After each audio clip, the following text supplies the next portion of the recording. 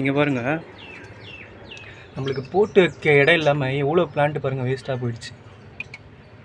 மொத்தமாக வந்து நிறைய வளர்ந்ததுனால நான் மொத்தமாக நான் இந்த ஃப்ரிட்ஜ் டேங்கில் தான் நான் வந்து போட்டு வச்சேன். ஆனால் பார்த்தீங்கன்னா அது வளர இடம் இல்லாமல் பார்த்தீங்கன்னா அது நெருக்கி அது வளர முடியாது. அது கரெக்டாக பார்த்தீங்கன்னா அந்த சன்லைட் வெளிச்சம் சரியாகவே கிடைக்கல. அதனால் பார்த்தீங்கன்னா அது அப்படியே வளராமையே போயிடுச்சு. நிறைய பார்த்தீங்கன்னா அது அப்படியே வளர்ந்துட்டே இருக்குது. நிறைய கண்ட்ரோல் பண்ணவே முடியல. நான் என்ன பண்ணேன், சரி சேல் பண்ணும்போது நம்ம சப்ஸ்கிரைபருக்குலாம் நம்ம சேல் பண்ண ஃப்ரீயாக நிறைய பிளான்ட்லாம் போட்டு விடலான்னு சொல்லிட்டு நினச்சிட்டு இருந்தேன்.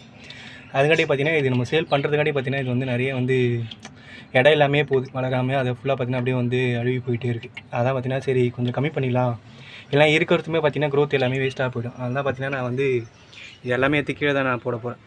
கொஞ்சம் நல்லா இருக்க மட்டும் வச்சுட்டு நல்லா இல்லை எல்லாத்தையும் எடுத்து நான் கீழே போட்டுற போகிறேன்.